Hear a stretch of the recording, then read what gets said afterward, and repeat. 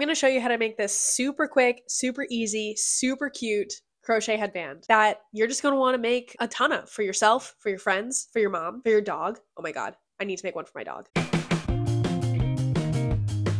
Hi everybody, my name is Alex, and on this channel I talk about all things knitting and crochet. In today's video, I want to give you a little bit of a tutorial on how to make these super cute headbands that are perfect for summertime. I apologize if I sound a little sick, if I sound a little congested. I've been sick for the last couple days, and it's the reason why this video will most likely be a day late on the upload schedule. But alas, we're here, we are pushing through, and I am so excited to share with you this headband that I created. I was walking through Marshall's the other day and I saw these adorable crochet headbands that look a lot of something like this, and I thought to myself, which I usually do when I see something that's knit or crochet, I can make that. So that is what I did. I have recreated the headband, but mostly I wanted to recreate the headband because if you didn't know this already, I am glad that you will know it now, and that is that everything that is crocheted, every single thing that is crocheted, a human has to crochet it. No machine can crochet anything. So if you see something that is crocheted that's being sold for like $2, that is unethical manufacturing, and we should stray away from those things at all costs. I was also thinking in my search of summer knits, which I have a very exciting video next week, which is everything I'm planning to make this summer. And in my search of patterns and things for summertime, I was really wanting to make some sort of headband. I feel like a headband is very spring, summer. We're on the beach, hair is down and all beachy, but I want it like out of my face, headband situation vibe. And I couldn't find anything. So this was my opportunity to make something myself. I'll insert some photos that I took in the headbands. I made 2 different ones so far. Just in the last like 24 hours, I've made 2 of them. These pictures will hopefully give you a good idea of the vibe that I was going for. I will, of course, have all of the chapters listed in the scroll bar and in the description if you want to jump around or if you need to rewatch anything for any reason. So let's stop the chit chat and let's get into the tutorial. For this headband, you're going to make 4 total granny squares, and then we will crochet the band that goes around your head after we attach them. So this is the first sample that I made. I think it looks best with 3 different colors. I chose a yellow for the center of the flower because a lot of flowers have yellow centers, and then this lavender color for the petals, and then just a white border. But you can use whatever colors you want. You do not need to make it look like a flower or choose flower colors or use white or do whatever you want. This is the colorway that I'm going to show in this video. So I made the first granny square already, and the materials you're going to need. First thing is the yarn. So I'm using pretty much just yarn scraps. You do need all the yarns to be the same weight. So this is probably a worsted weight yarn, or weight 4. If you look at the yarn label, it says so like medium weight 4 there. It should recommend anywhere from a 5mm to 6mm hook/needle situation. So weight 4 yarn. These 2 are definitely weight 4 yarn, but this one is actually a lighter weight. I'd say that this is maybe a weight 3. This is like a light DK weight. So I'm going to hold this one double to get the same gauge. If you're going to make the same number of squares as me, the 4 squares across your head, and you're using a worsted weight yarn, a weight 4 yarn, then I would recommend a 5mm crochet hook. This is a Clover crochet hook. They are my favorite crochet hooks of all time. Would highly recommend Clover crochet hooks. They just have like the right amount of pointiness to jab it through wherever you need to insert your hook. 5mm crochet hook, and you're also going to need a tapestry needle, yarn needle, whatever you want to call it, big chunky needle that has a big enough hole for you to fit the yarn through. I'm going to start with my center color. Put this one there so you can see what we're making. My center color, I chose this yellow. Start by making a slip knot. So to make a slip knot, I take the tail end and I wrap it around my finger, and then I grab my fingers through that loop that I just created and grab the yarn that's attached to the ball of yarn. So this piece is attached to the ball of yarn, and I like to grab that piece because that means that the yarn that's attached to the ball determines the size of the hole, not the yarn that's attached to the tail. No matter how hard you pull on this tail, the hole won't come undone. Slip it onto your crochet hook, pull it tight. I like to grab my yarn in my left hand, grasp it like this, and then I thread it between my first finger and my middle finger and slip it over my pointer finger. And then at the very beginning, I grab the tail to just kind of keep it out of the way. This is like my home position. There are many, many ways to hold your yarn though. So if this doesn't work for you, YouTube is a great resource for figuring out a way to hold your yarn. So I'm gonna grab my yarn and I'm going to chain 4. So this first loop that's on my needle, I'm not gonna count that. I'm gonna yarn over, pull through 1, yarn over, pull through 2, yarn over, pull through 3, yarn over, pull through 4. So now I have 1, 2, 3, 4, 5 loops. And now I'm going to slip stitch into the first loop. So this is our first loop. I like to just go underneath one thread. Some people go through two, but I just like to go through one. So a slip stitch, you insert your hook into the loop, yarn over, pull through, and then pull through that other loop that's on your hook. That's a slip stitch.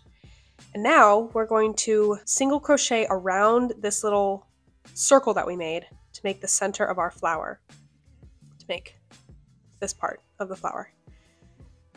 So to single crochet, I'm going to insert my hook into the center. This is a little tricky. You see this hole right here that we just created with our slip stitch? That is not the hole that I want to go into. I want to go into the center of this loop. So center, yarn over, pull through, and yarn over, pull through both loops. That's one single crochet. We're going to do 8 of these. So 1, 2, 3, 4, 5, 6, 7. So I like to capture this tail in my single crochets because it makes weaving in the ends a little easier later, but you don't have to do that if you don't want to. So we just did 7, one more, 8, and then I'm going to slip stitch into my first loop to close off the circle. And I like to just slip stitch into the back loop. If we look here, we see this V that goes around. This is the front leg, and this is the back leg. I just go into the back leg. So yarn over, pull through, and then pull through the loop that's already on your hook. And now we've completed the center. I'm going to yarn over and pull through one more time, create a pretty long loop, and then cut the yarn. Tighten it up.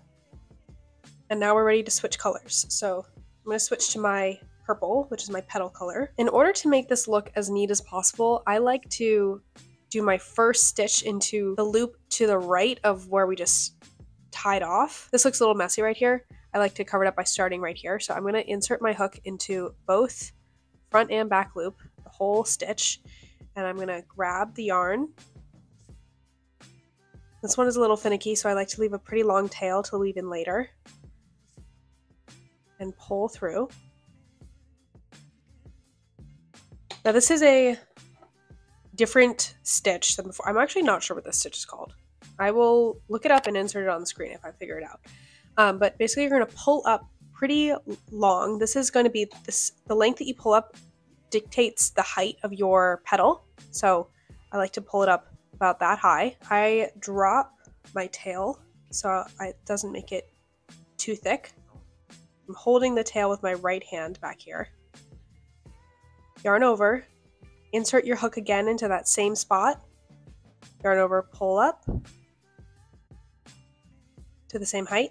We're going to do that one more time. Yarn over, insert into the same spot. Yarn over, and pull up. Now I'm going to yarn over and pull through all the loops that are on my hook and chain 1. Now we want to make sure that we only have 8 petals. So this is where sometimes I get a little bit confused. This can seem like a spot here because we pulled it tightly and now it's making a loop here, but we actually only want to crochet into the actual stitches. So like this here is just a loop that was made from binding off the previous section. This is a loop that we actually want to crochet into, and you can count. We want 8 of them, so this is 1, 2, 3, 4, 5, 6, 7, 8. So yeah, we want to go into this one here. I'm going to yarn over, insert my hook, yarn over, pull up. Do that again. Yarn over, insert my hook, yarn over, pull up. One more time for a total of 3. Yarn over, insert my hook, yarn over, pull up. I'm going to yarn over and pull through all the loops that are on my hook and chain 1 to close it off. Just going to do that into the 8 different spots that are around this center. So again, yarn over, pull up, 1, 2, 3, yarn over, pull through all of them, and chain 1. Last one, 1, 2, 3, yarn over, pull through all of them, and chain 1. Okay, so now at this point you want to double check, make sure that you have 8 petals. 1, 2, 3, 4, 5, 6, 7, 8. So we have 8. Now I'm going to slip into our first spot. I like to find the back loop of this first loop right here and slip into that spot, but you can do wherever you feel is best.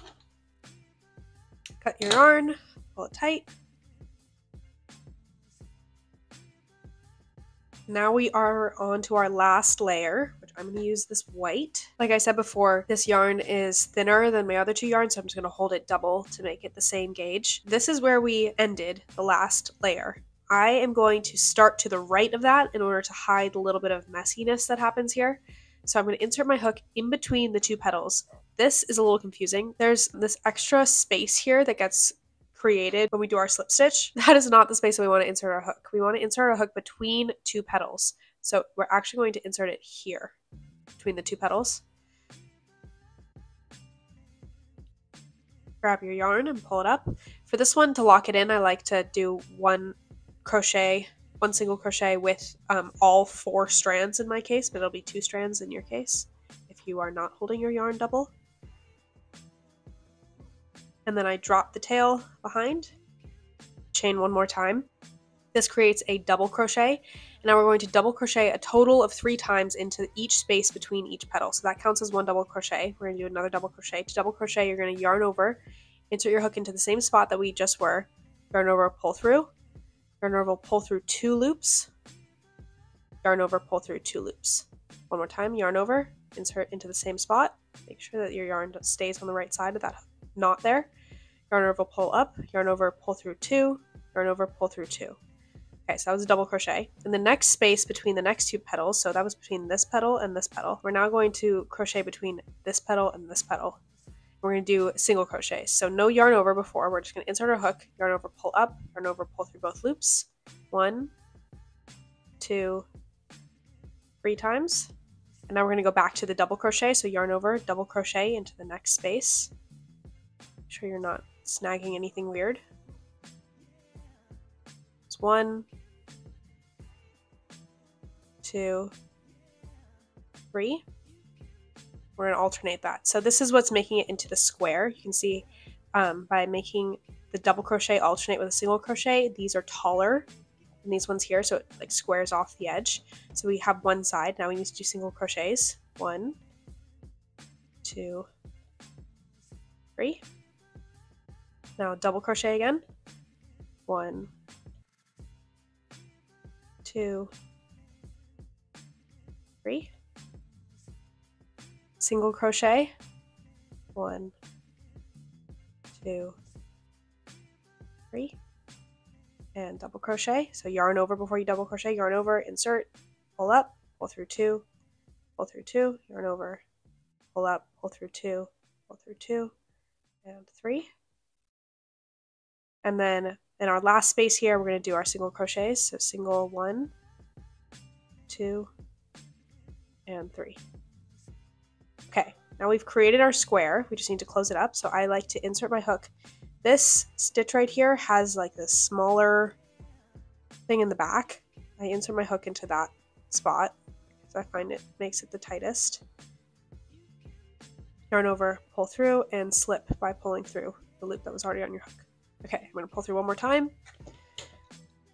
Put the yarn, pull it tight, and there we go. That is our granny square. So you're going to make a total of 4 of these. I like to, this is just my opinion, but I like to weave in my ends after each granny square because I find it much less overwhelming to have to weave in your ends intermittently rather than having to weave them all in at once. So I'm going to show you now how to weave in your ends to the granny squares. First, some granny square anatomy. This side is the right side. We can see all these pretty V's that make the border around the outside. That means that this is the right side. This is the wrong side. It looks a little bit sloppier along the edges. So anytime you're weaving in your ends, you want to make them, if they're going to poke out at all, make sure that they poke out on the wrong side, not on the right side. So I'm going to flip it over. I like to take my needle and I fold the yarn over the top of the needle like this. And then I pinch it with my fingers and slide the needle out. And then I poke that pinched part through the hole. And I find that's the easiest way to get yarn through a needle without because sometimes the end can be really frayed and it's harder to thread through that way. So put it on my needle. And then this is our tail that has been already wrapped through this whole center here. So I'm just gonna, I see that it's coming out this way. I'm gonna double back and go back the way it came, missing this last loop right here, because if we put it in this loop, then it would just be weaving it backwards. So we want to make sure we lock it in place. So I'm just gonna go into the next loop and get her in there.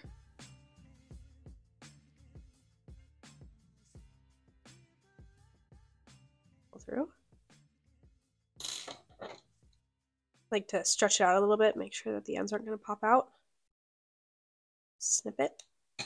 Weaving in your ends is also a really good opportunity to make it look a little bit neater. So we see that it has this weird gap right here. I'm just going to close that up by strategically placing my yarn. So let me pull through that one, and then we can weave it in.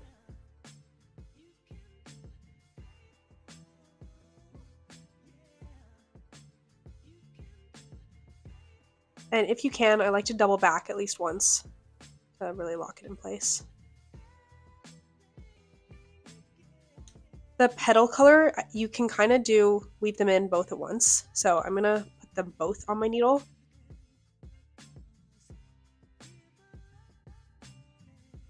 And then wrap them around here again, just to make it a little bit neater. And with the purple one, I don't want to add any purple where there isn't purple, so I want to make sure I'm hiding the purple in places where purple already exists. So I know that the purple yarn comes through underneath this white yarn, so you can stick it in here. Maybe wrap it around this loop and double back.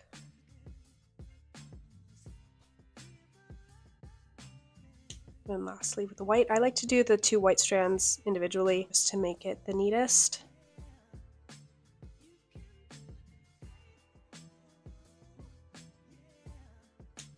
So this one has this knot here that's sticking up. I like to try to hide that as much as possible. Like that. This looks pretty good. Okay, and there we go. So it doesn't look super square-like, it's a little rounded, but I think that that's totally fine for our purposes. If you want, you can block the granny squares at this point and really pin them into be complete squares. I'm gonna go make 2 more of these and I will be back to show you how to join them all together. Okay, so I have my 4 granny squares, and now I'm going to attach them so they look more like this. To do that, I'm gonna grab my white yarn and grab a fairly long piece of it, like that big. Thread it onto my tapestry needle.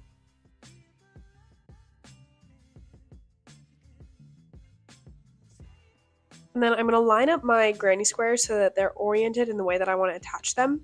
I like to hide, so this is where the beginning and end of each granny square is, and it creates this little bump right here.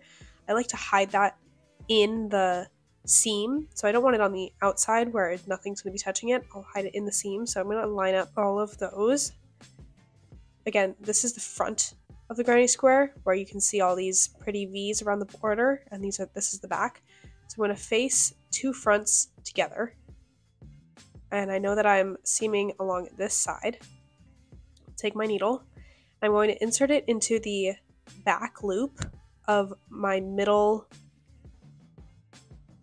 Remember, we did 3 stitches in each, so the middle stitch into the back loop. This is the front loop. Here's the V of my middle double crochet in this corner here. This is the front loop. This is the back loop, because if we're looking at it from the front, this is the front loop. This is the back loop. I'm going to insert my needle into the back loop,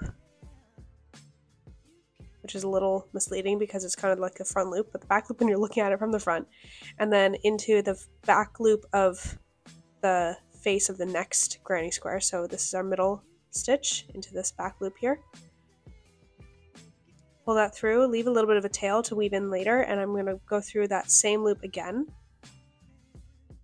and then create a knot by putting my needle through that loop that we just created before pulling tight. Now we've secured them together, and now I'm just gonna go around and around, stitching these two together, trying to hide any mistakes with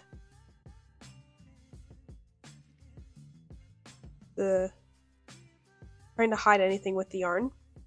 So through here, through this back loop, should line up 1-to-1, theoretically.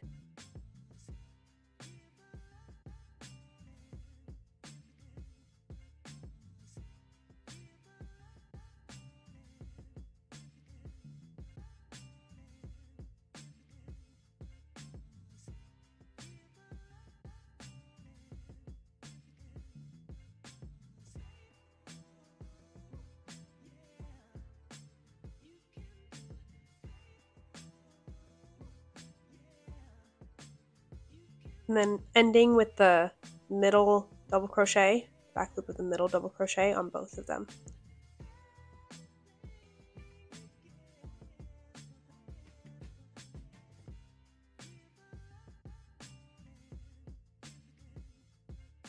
I'm going to go through that loop again.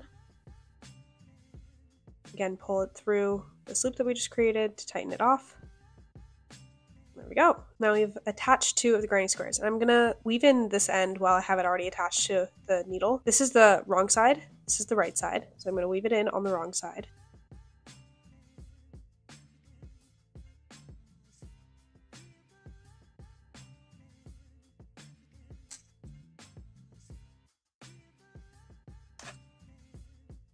And this one has this little gap here that I kind of want to close up, so I'm just gonna strategically place my yarn, close it up.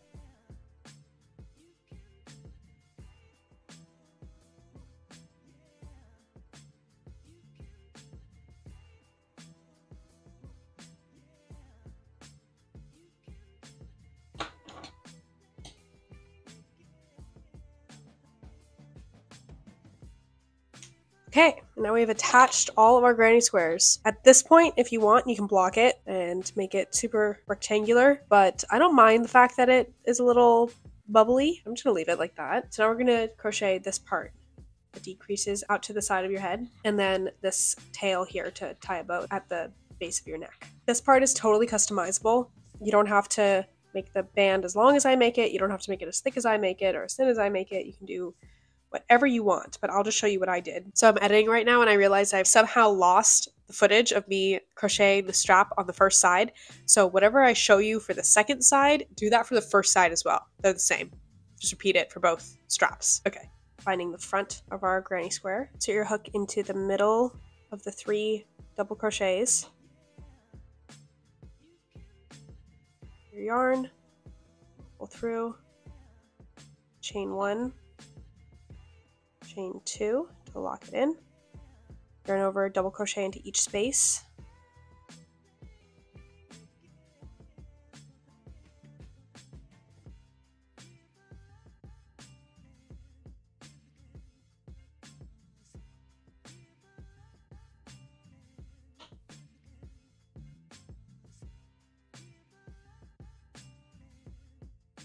you should have 1, 2, 3, 4, 5, 6, 7 double crochets. Chain 1 and turn your work, keeping this chain 1 as loose as you can.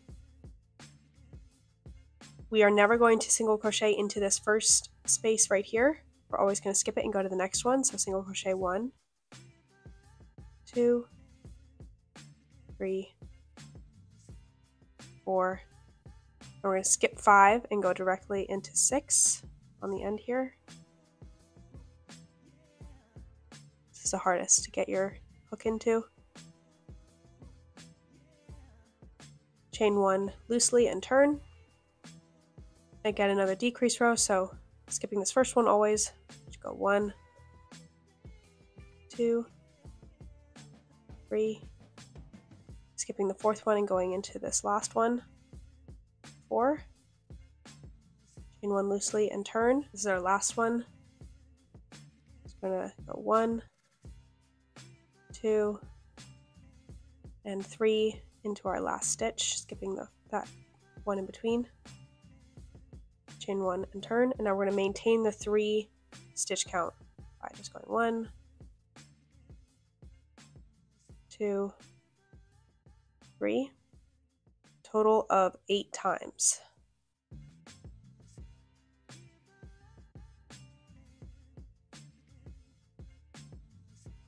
Chain 1, and now we're going to decrease. So 1, skip 2, and go into the last stitch.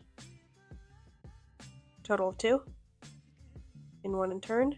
And now we're going to skip this one in the middle and just go right into this last space. Chain 1, and now we're going to chain 50. So that was 1, 2, 3, 4.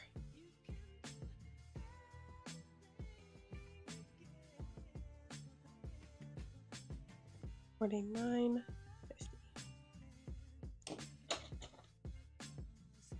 Yarn. Tight. So now we just need to weave in these last couple ends. And then with these ends on the tips, I like to just put it on my needle.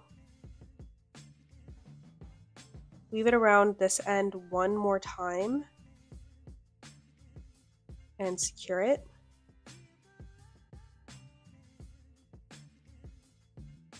And then I feel like that's tight enough, so I'm just going to snip it off right there. This is going on the back of your head, so that little bit of frayed end isn't, I don't think it'll matter that much. And if this does come undone, then you can just repeat the process because this tail is pretty long. And there we go. Completed headband.